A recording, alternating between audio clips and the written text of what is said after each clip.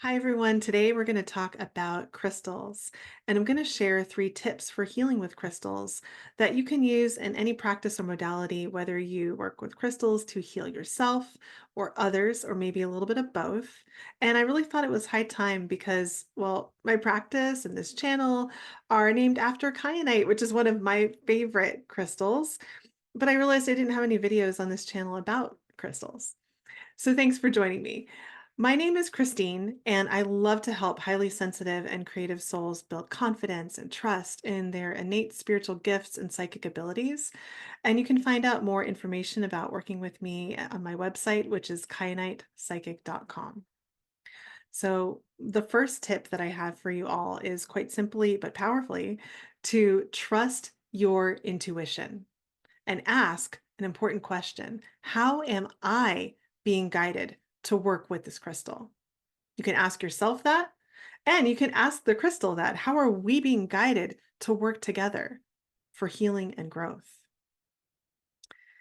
Those placards that you find at metaphysical stores that give the properties of the crystal, or even those huge crystal Bibles. I know I've got one somewhere in this office, right? Those are great jumping off points, great resources or sparks of inspiration, but it's not beneficial for them to be the sole resource for you.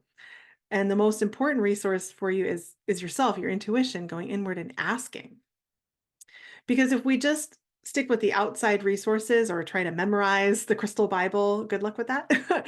um, we're either going to feel really limited by that information, like, oh, it says to work with this stone for protection, but I really want to work with it to heal my heart, right? Or we're going to feel overwhelmed.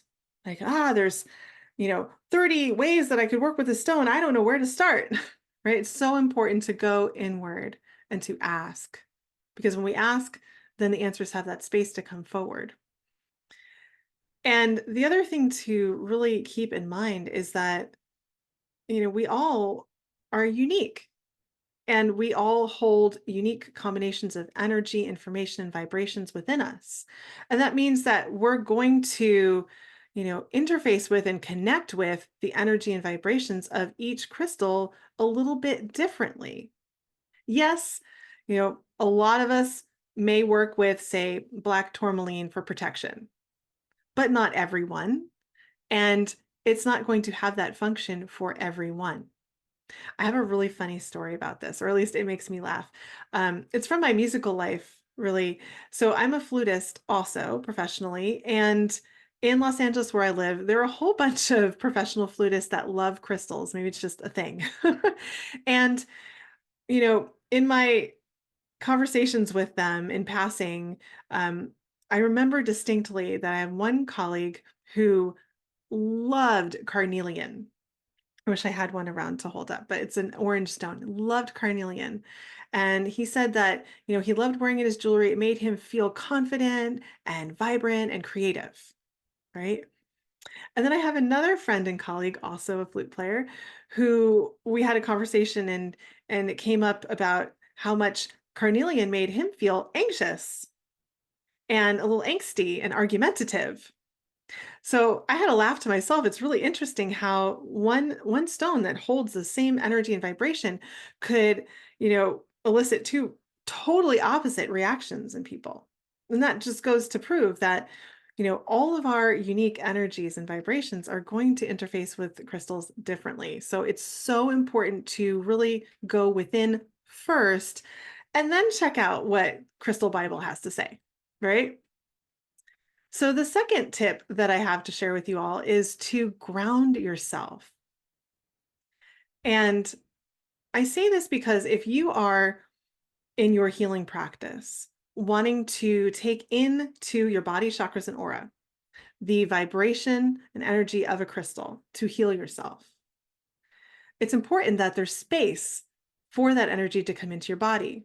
Because, and I've said this on my channel probably quite a few times at this point, our bodies are finite containers. We can only hold, so much energy and information in here.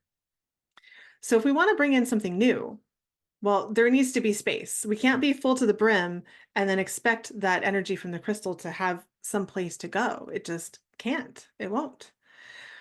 So, whatever practice you have, whatever modalities you're working with, first, step one is just to ground your body.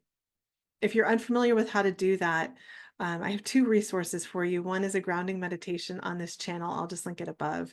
And then I also have a free workshop on grounding in the free offerings. I'll link that below in the description.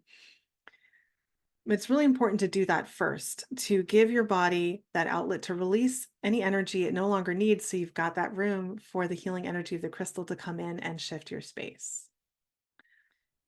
So, the last tip that I have to share with you all is to remember that energy healing shifts the least dense material first and then moves outward to shift more dense, and more dense over time. And that is important because when we're talking about dense materials on Earth, crystals are far more dense than the human body, right? Think of a 5'9" piece of quartz crystal. That's going to weigh so much more than me.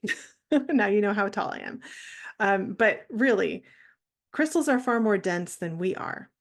So, for those of you in your practice who are wanting to infuse crystals with a certain energy and vibration, charge them, program them, whatever language you want to use to that effect, it might take more time and consistency to effectively do that, right? Because crystals are so dense.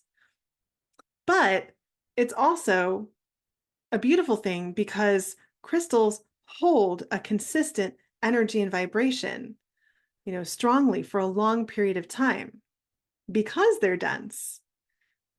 Us, we as humans are far more mutable. We're shifting and changing our energy all the time. And think about it, we're made up of so much water. So, again, if you're looking to program or charge a crystal with a certain energy and vibration in your practice, know that it may not be a one and done, and it might be something that you work towards, in over a longer period of time. And once you have it there, it's going to be an invaluable ally for you in your healing practice. So I truly hope that all of these tips have been helpful to you today. And thank you so much for just being here and being a part of this channel and community. If you haven't subscribed already, please do hit that subscribe button and like this video if you like it to support my channel and my work. And I wanted to let you know that I do have a crystal workshop called Collaborating with Crystal Allies. It's about 2 hours long and it comes with a supplemental workbook that you can form your own personalized crystal guidebook based on your own meditations and intuitive findings. And it comes with some supplemental meditations that will guide you in some easy, simple processes of, deducing how you can work with certain crystals and programming crystals with energy, contracting in a crystal guide to work with. It's a really fun, informative workshop. So I'll put the link to that below. And again, thank you for being here. I look forward very much to connecting with you in the next video.